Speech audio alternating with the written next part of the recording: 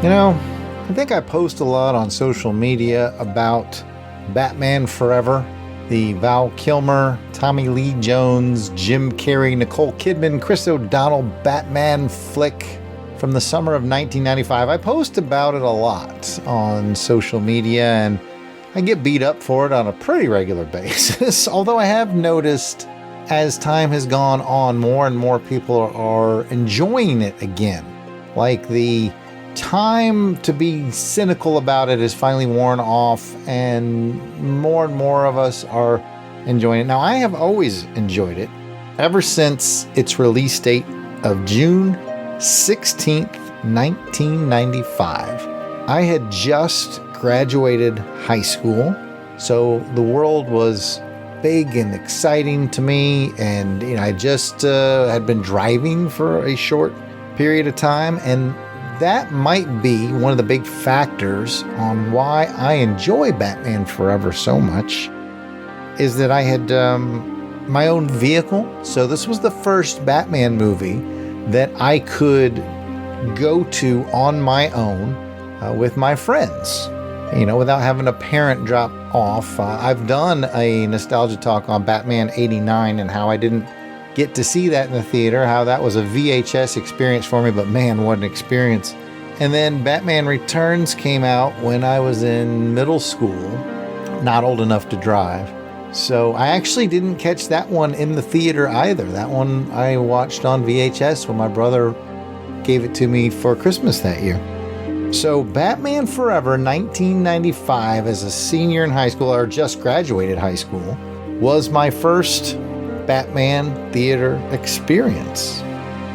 The Batmania of the summer of 95 wasn't quite what it was in the summer of 89. I don't know that I can think of a lot of other movies that had so much mania around them as Batman 89. I mean, I felt that mania even as a kid living in Germany, so I still can't fully embrace how big Batman 89 was here in the US, but there was a good amount of mania around this third, quote-unquote, third Batman movie with Val Kilmer. Like, there was definitely a buzz about it. There was plenty of merchandise to be purchased. I had a really cool black short sleeve shirt where Batman was wearing, I think, the bat outfit he wears at the very end, the sonar outfit, I think it's called.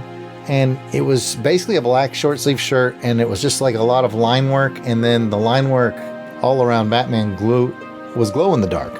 So that was really cool. I remember I wore that to the show, and I was at the first showing. I was the first person in line, but more on that later. Some of the other things that were really causing a buzz around the new Batman film were the songs. There was a couple of songs that were in good radio rotation, and more importantly, video rotation on MTV and VH1.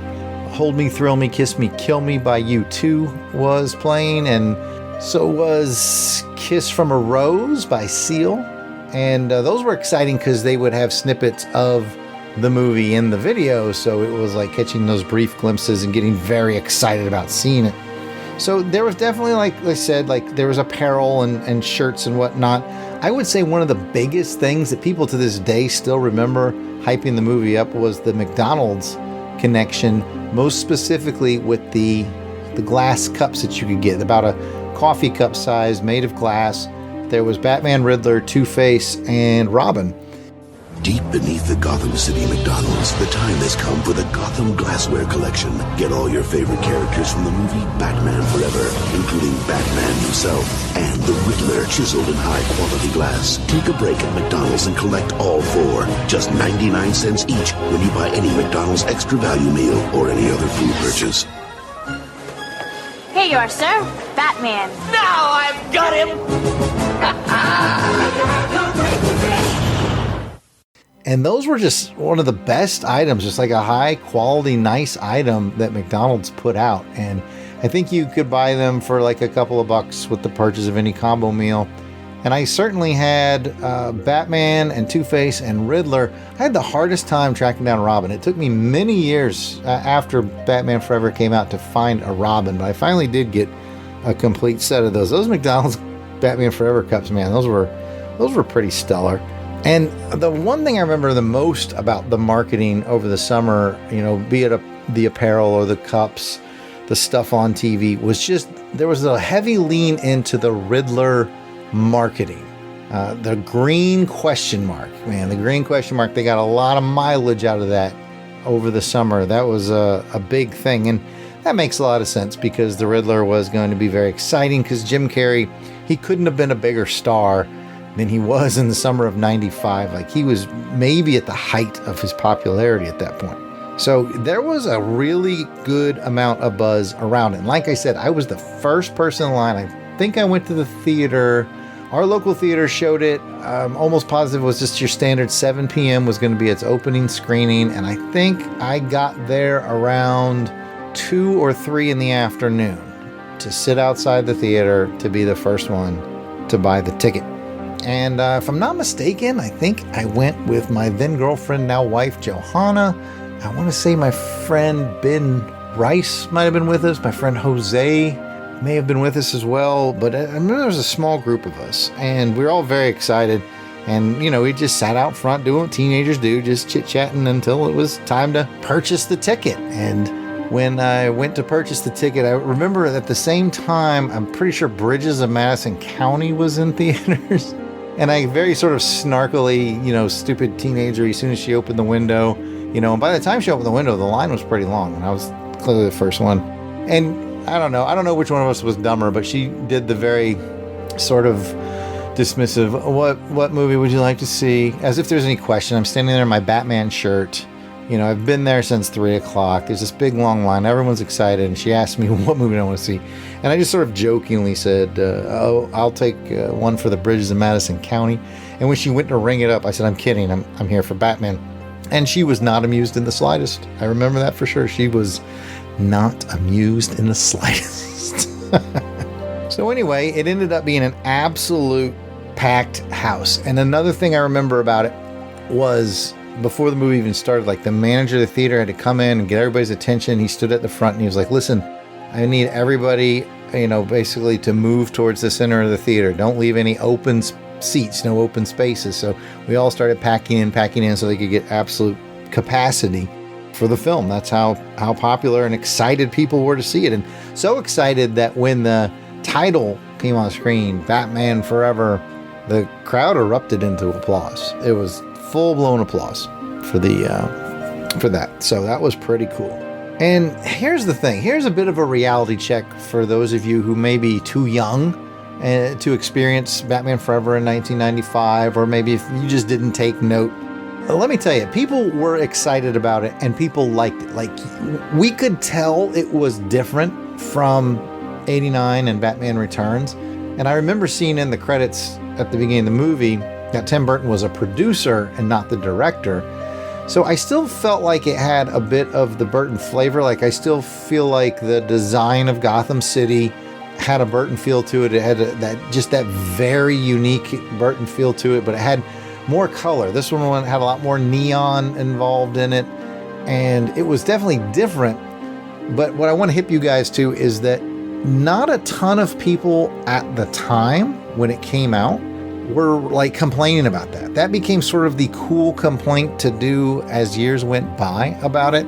And I really think what kind of gave Batman Forever a more negative reputation, that it became an easy punching bag, was Batman and Robin, which came out 2 years later, and it really, really amped up sort of the Schumacher toy bright color vibe, and that really lost a lot of people. And I think because it's Schumacher on both, they get lumped in. But I gotta tell you, at the time, I didn't hear a ton of people complaining about Batman Forever. Everyone really kind of enjoyed it.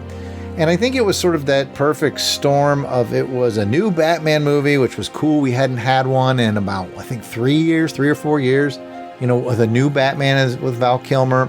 And like I said, the Jim Carrey thing, it cannot be understated. Like, Jim Carrey had absolutely hit with Ace Ventura and The Mask, and he was just absolute popping. Like, he was just popping. Like, he was that guy that summer. So a lot of it, when you go back and you watch it, it's almost like Superman 3 with Richard Pryor, how Richard Pryor kind of steals the show in Superman 3. Jim Carrey was in that moment with Batman Forever. But like I said, there wasn't a ton of people just complaining about it or saying, oh, it was terrible or anything like that.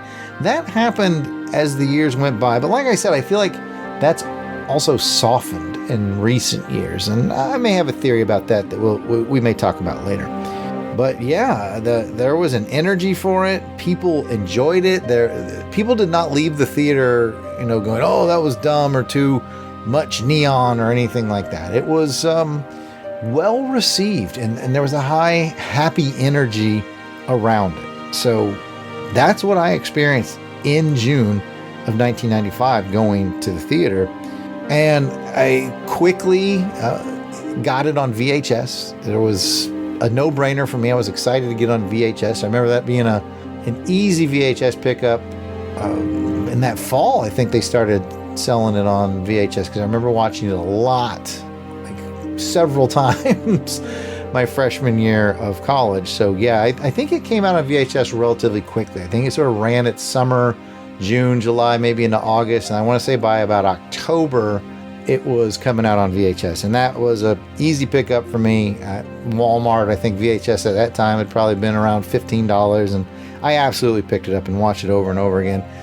And in the meantime, the other thing that really helped give Batman Forever a lot of boost was it had a incredibly good and fun soundtrack. The soundtrack CD, in fact, was one of the first CDs I ever owned.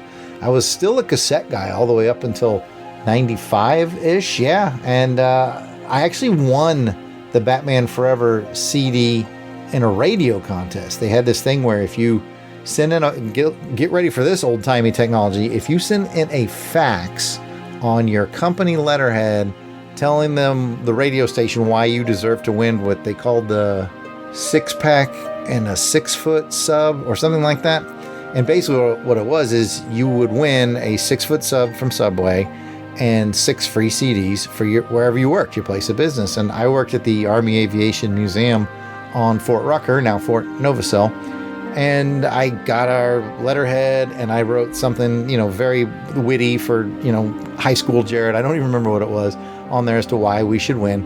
And I faxed it over to the radio show and we won. And so, I actually won the soundtrack CD, and I had that before I even went to the movie. And let me tell you guys, if you don't know, and a lot of you who are my age do know, that CD is really good. I mean, not only does it have the U2 and the Seal song, which really broke out, it has a lot of cool alternative bands. It's got the Method Man doing a rap about the Riddler that's really good. It's like a real variety of music on the CD, and there's just not a bad song on there. I don't think. I don't skip any of them, and it's a pretty wide variety. So yeah, the Batman Forever soundtrack CD was also really incredible, really good stuff. So there we are. It's the summer of 1995. It's a lot of energy around it.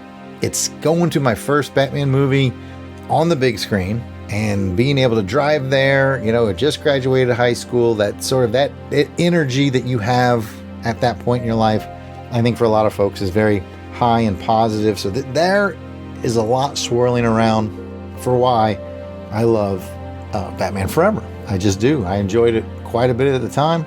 And like I said, I think it got sort of picked at later. And I really think, again, that's because of its lump in with the 97 Batman and Robin, which I may do a nostalgia talk on in the future, because I definitely have thoughts around that as well. But now I want to talk about, I want to flash forward 5 years to 2000. And this is the real reason why Batman Forever solidifies itself as just one of the, not maybe one of the, but the comfort movie for me, for your buddy, Jarrod Alberich, the art sale artist. I had a terrible medical incident in 2000 where I thought I get strep throat a lot, and I thought I had strep throat. And I went to the doc, and they, prescribed me the usual strep throat stuff, and I took it, and it just wouldn't go away. It was getting worse and worse, and it was hurting worse and worse, and I couldn't figure it out. And so my wife ended up taking me to the emergency room there on Fort Bragg, North Carolina. And it was one of those things where the emergency room tech, brought me in. I said, I just can't get rid of this sore throat. Let me take a look at it. He opens up, my mouth, and a little flashlight, and he looks in there, and he gets very serious and says, all right, we're gonna prep this guy for surgery right now. And I'm like, what in the world? And he's like, you have an abscess, a growth on, I think it was on my tonsil. And he's like, and it is so big, it's about to close off your air supply. Like, you're going to be able to not breathe if it gets any bigger. So we have to take care of that. And if you're at all squeamish, you might want to go ahead and skip forward a few seconds, because I'm going to explain with not as much detail as I could. But as the doctor explained to me, as he brought in 4 or 5 different, enlisted orderly guys, one to hold down each of my limbs. I had a guy on each arm, each leg, and on my head to hold me down. Because as the doctor starts explaining to me, he's like, I have to take this scalpel and I have to go to the back of your throat and I have to slice this open and we have to drain it. And you have to be awake during this, because if we drain it and I put you under, then all that nasty fluid is going to drain, is going to go down very potentially into your lungs, and then you will get pneumonia and things will get much worse. He says it's a lot better, and there's no local anesthesia we can give you because your tissue's so inflamed it wouldn't take anyway. So I just basically got to go into the back of your throat with this scalpel and slice this sucker and squeeze out the grossness, and then you have to sit up and spit it up. And I'm not gonna lie, Mr. Tough Guy, just out of ROTC, starting his military career here, when he explained, tears started rolling from my eyes as he explained what was going to happen. I was like, what? What? And the slightly amusing part, and I'll spare you a lot of the details, but that essentially what he said happened, and it was rough. But one slightly amusing thing was, he was like, I know this is really tough, this is going to be traumatic, and basically let somebody watch them go in the back of your throat with a knife and slice. He said, we'll go ahead and get your wife in here to comfort you. And I said, do not go get her. She has a low tolerance for this kind of stuff. And they did not listen to me, and they went and got her, and she lasted about 4 seconds before she passed out, and the doctors had to start taking care of her as well. But anyway, I went through all that, and it's more mental trauma than it is physical. Like, it hurt and it sucked and all that, but just the laying there and this dude with a knife, and it was mentally exhausting. So when they finished that up and squared everything away, and I'd gone through all that, and there was other things, there were other factors. Again, I'm not going to go into, just in case you are ultra squeamish, there's more things that happened and had to be done. Let's just say it's really hard to get an IV in someone who's suffering what I went through the days before, because I was dehydrated, and that was a debacle too. But anyway, when it was finally all over, and I'm telling you, it was traumatic, and I still, when I think about it, I get a little emotional.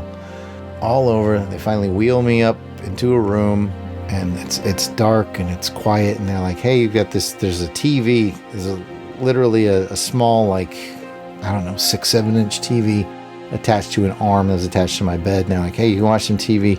And I really just wanted to watch. My brain was kind of checked out, and I really just wanted to watch something to just check out. And I just turned on the TV, and Batman Forever was on TV. And it was one of those things, like, oh, I know this movie. I like this movie. This movie already feels good to me. And it was what allowed me to center after that really traumatizing event. It was not easy for me. And here's Batman, here's Val Kilmer, just giving me that warmth and that comfort. I've never felt so brought back to earth in a warm and comforting way as I did as I laid there and watched Batman Forever and just kind of let it wash over me.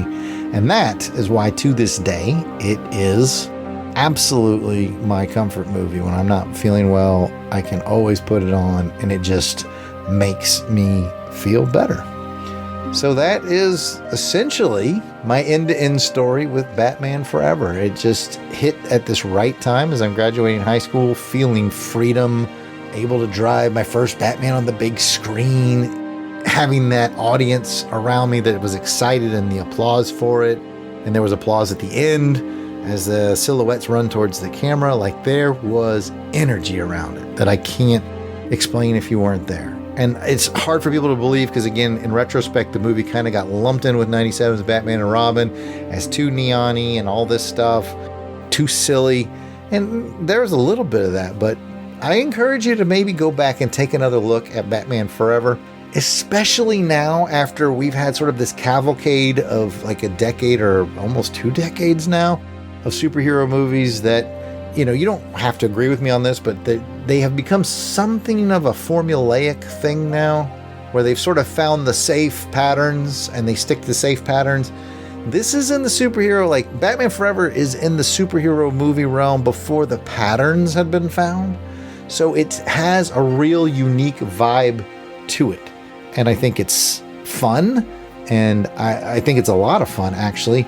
And it also has some decently serious moments. And I'll specifically reference the death of the Graysons at the circus, the way that that's filmed and the way that it's shown as Dick Grayson looks down on his family. I lump in the throat every time.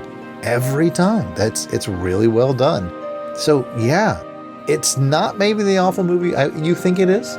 And if you don't agree, then that's fine. I encourage you to check it out. It might have a new flavor to you after, this decade and a half or so of movies that again have sort of a safe formula. And I'm not saying they're all terrible. There's plenty in the Marvel and DC universe over these last 15 years that I quite enjoy.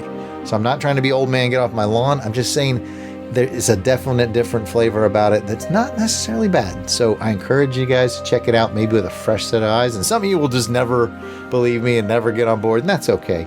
I just wanted to use this nostalgia talk to talk about what it meant to me. And I appreciate your time in listening to that.